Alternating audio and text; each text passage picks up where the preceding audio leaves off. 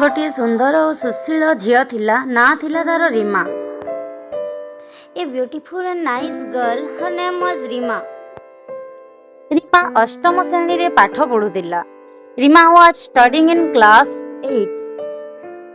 रीमार बापा जने डाक्टर एवं माँ बैंक कर्मचारी थिले।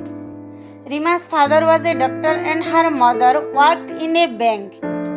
रीमा पाठ पढ़ारे बहुत दुर्बल थिला। She was very weak in studies. सेथिपाई ता माँ बापा सबु बेले ताकू गाली करूथिले। That's why Rima's parents always scolded her. अन्य छात्र छात्रींक सहित सबु बेले तुलना करूथिले। Always comparing herself with other children. जहा कि रीमा को बहुत दुख पहुंचाउथिला। Which made Rima very sad. Reema चित्र आंकिबारे बहुत भल थिला।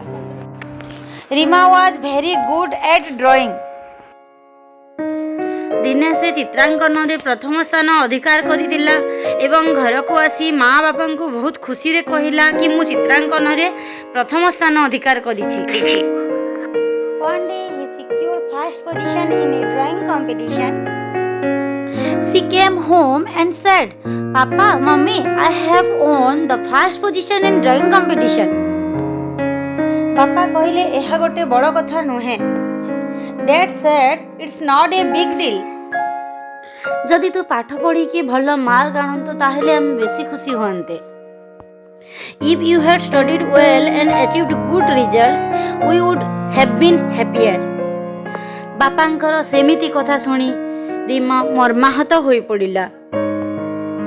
Reema felt very sad after hearing such words from her father. तार देह बहुत खराब हेबारु ताकू डाक्तरखाना को नेबा को पड़िला। She had to be taken to hospital because her health was not good. Doctor Reema को कहिले तुमे बहुत मानसिक चापरे अछो। The doctor told Rima that she was under mental pressure. Reema को कौनसी प्रकार मानसिक चाप न देवा पाई तांको माता पिता को डाक्टर परामर्श दिले। The doctor advised Rima's parents not to put any pressure on her. एवं डाक्टर तार जत्न लेवा पाई तार माँ बापा को कहिले। The doctor asked her parents to take care of Rima. तापरे रीमार माँ बापा से माने तांकर भूल बुझी पारिले। Rima's parents realized their mistake. भगवान समस्तଙ୍କୁ अलगा अलगा प्रतिभा दे जन्म देइछंती, सेतिफाई केबे भी आमे निज छुआ को अन्य सहित तुलना करिबा उचित नहे। God has given everyone different talents. Therefore we should never compare our children with others.